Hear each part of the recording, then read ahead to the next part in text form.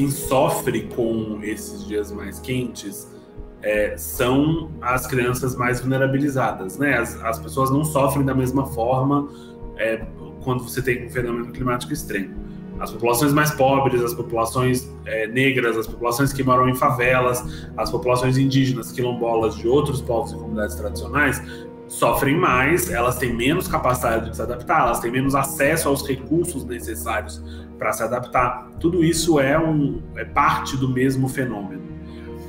E aí a gente passa para a questão das soluções, que os prefeitos e as prefeitas, os vereadores e as vereadoras têm um papel importante, tanto na resposta de curto prazo, quando você tem um evento que você tem que fazer imediatamente para responder a ele, quanto na adaptação de longo prazo. No curto prazo, você precisa pensar uma estrutura os seus serviços públicos precisam estar prontos para responder quando você tem uma onda de calor. Você tem que comunicar com as pessoas, você tem que explicar para as pessoas o que está acontecendo, você tem que melhorar a capacidade das pessoas de reconhecer os sinais de estresse térmico.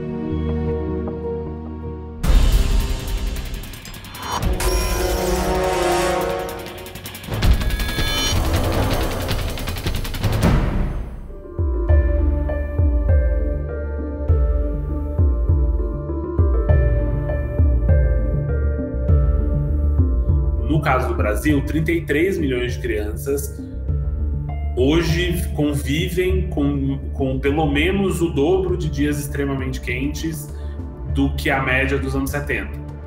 E 31 milhões convivem com mais do que o triplo. E quando a gente olha para a média do Brasil, do território do Brasil, nos anos 70, o Brasil, a média da temperatura do Brasil ultrapassava 35 graus Celsius mais ou menos 5 vezes por ano, 5 dias por ano. Nessa década mais recente, o território brasileiro tem temperaturas acima de 35 graus Celsius quase um mês, quase 27 dias por ano.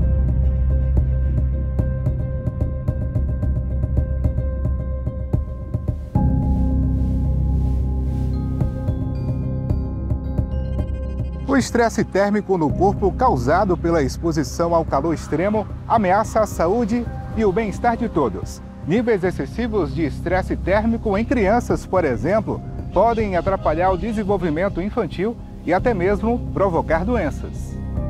Tem estudos que mostram que à medida que a temperatura ultrapassa os 30 graus Celsius, a nossa capacidade de memorização, de raciocínio lógico, de aprendizagem de forma geral começa a diminuir.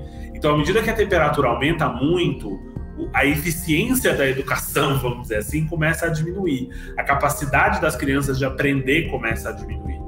Então, você tem aí um efeito cumulativo também, né? Algo que vai afetar o desenvolvimento das crianças para o resto da vida.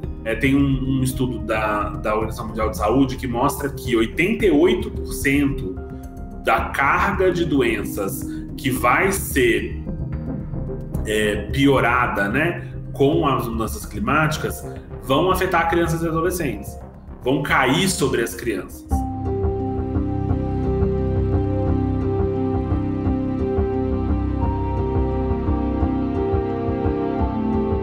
O ponto existe uma responsabilidade sobre os governantes, que são os responsáveis pelos municípios, pelos serviços básicos que os municípios oferecem.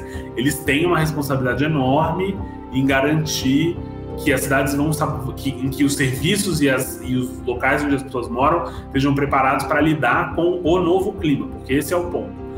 O clima mudou e a gente tem que ter planos de adaptação para o clima como ele está agora e como ele vai ficar. Porque o fato mesmo que a gente cumpra todas as metas do Acordo de Paris e que a gente consiga mitigar as mudanças climáticas e limitar o aumento da temperatura, se a gente for extremamente bem sucedido, o que até o momento a gente não foi, ainda assim a gente tem mais algumas décadas de aumento de temperatura já contratados pelo que a gente já fez até aqui.